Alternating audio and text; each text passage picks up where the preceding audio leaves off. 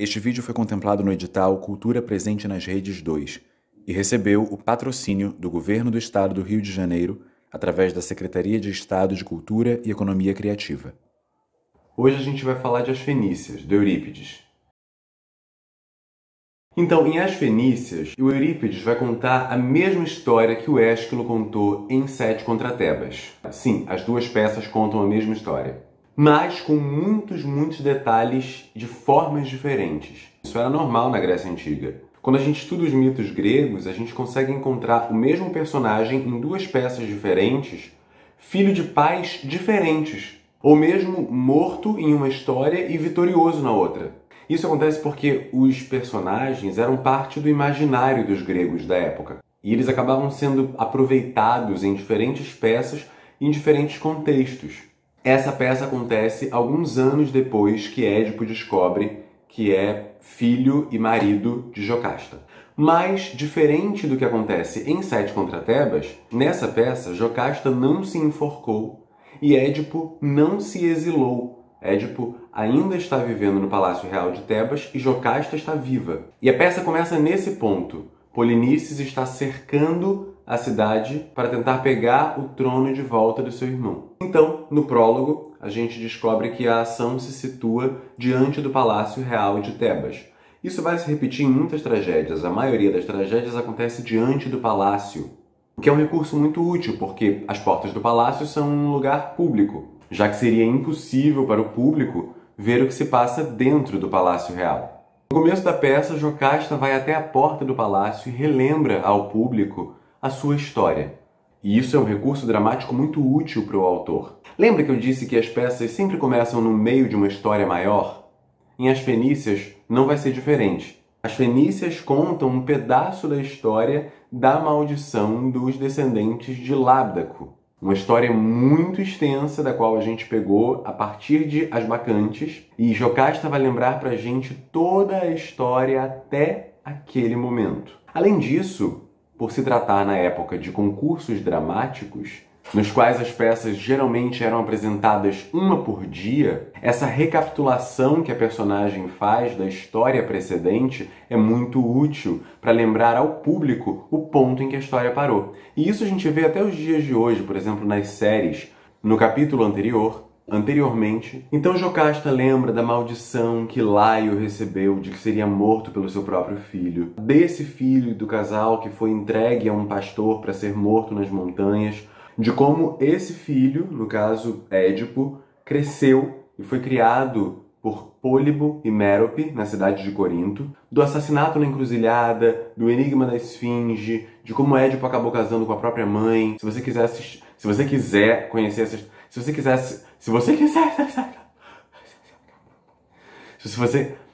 quiser conhecer essa história completa, assiste o vídeo em que eu conto a história de Édipo. Jocasta conta que, ao descobrir toda a verdade, Édipo furou os próprios olhos e desde então vive recluso no Palácio Real de Tebas.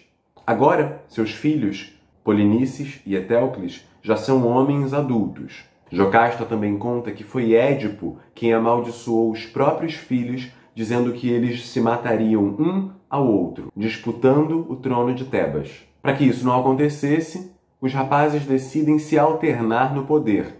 Já contei isso em Sete contra Tebas. A premissa é a mesma. Etéocles reina no primeiro ano, e quando é a vez de Polinices pegar o trono, Etéocles se recusa a sair do poder. Assim, quando a peça começa, Polinices está cercando a cidade de Tebas, acompanhado por um exército.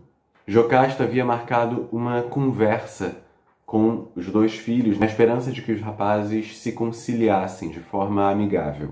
Nesse momento, um personagem chamado Preceptor, que é uma função antiga, mais ou menos um educador doméstico, alguém que tem a função de educar a criança na casa dele.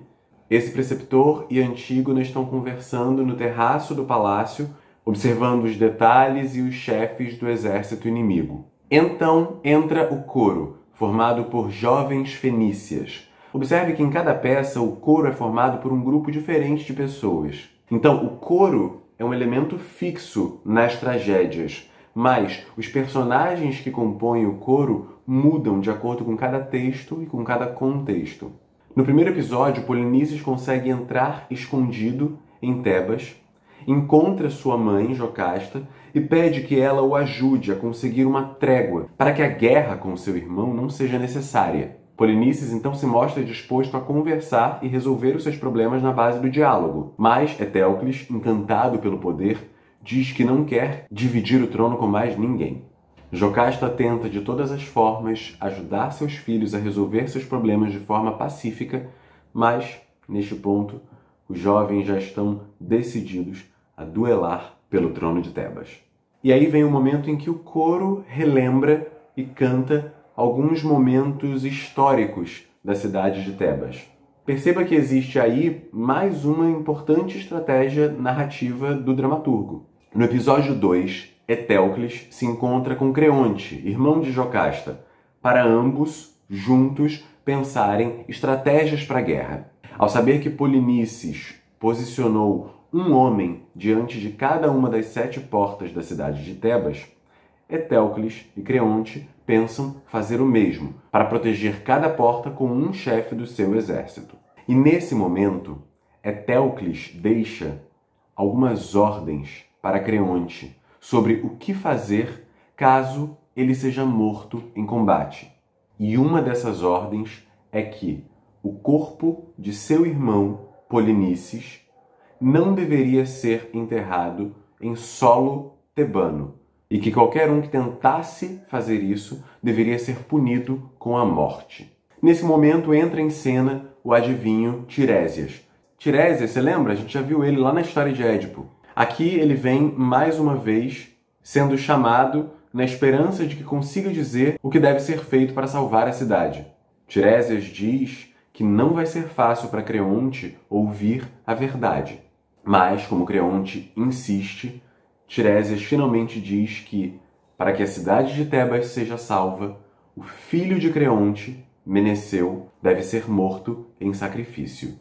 Isso deveria ser feito para pagar uma dívida antiga, de quando, muitas gerações antes, na época da fundação da cidade de Tebas, o rei Cádmo matou um dragão e com os dentes desse dragão ele fundou a cidade de Tebas. Mas a morte do dragão havia enfurecido o deus Ares e, para quitar essa dívida, seria necessário pagar o sangue do dragão com o sangue de Meneceu. Creonte, obviamente, recusa essa ideia e ordena que Meneceu fuja rapidamente para países muito distantes. Por outro lado, o menino, que parece ainda muito jovem, finge acatar as ordens do pai, mas quando Creonte sai de cena, ele revela que está decidido a se sacrificar pela cidade. No episódio seguinte, já entra um mensageiro e avisa a Jocasta que Meneceu foi encontrado morto. O mensageiro narra os acontecimentos da guerra e como Tebas conseguiu sair vitoriosa. Porém, Etéocles e Polinices combinaram de duelar para decidir quem ficaria com o trono. Então, Jocasta e Antígona decidem se juntar e ir até o lugar do duelo para tentar separá-los. No final da peça, entra Creonte com o corpo de Meneceu nos braços. Creonte chora e lamenta a morte do filho. Em seguida, entra um mensageiro e narra com riqueza de detalhes a luta entre Etéocles e Polinices e revela, no final, que os irmãos se mataram um ao outro. O mensageiro também conta que Jocasta, ao ver os filhos mortos, pegou um punhal e enfiou na própria garganta. Nesse momento entram em cena Antígona e Édipo. Creonte, que havia se tornado, por ausência de outrem, a figura mais importante em Tebas, ordena que Édipo seja banido da cidade e que o cadáver de Polinices também não deve ser enterrado em Tebas. Pelo contrário, seu corpo deveria ser jogado fora da cidade para que os cães o devorassem. Antígona nega que esse deva ser o tratamento ao corpo de seu irmão. Assim, Antígona decide acompanhar o seu pai no exílio e levar consigo o corpo de seu irmão Polinices para enterrá-lo de forma digna. É interessante que a gente pode fazer algumas reflexões sobre essas tragédias gregas.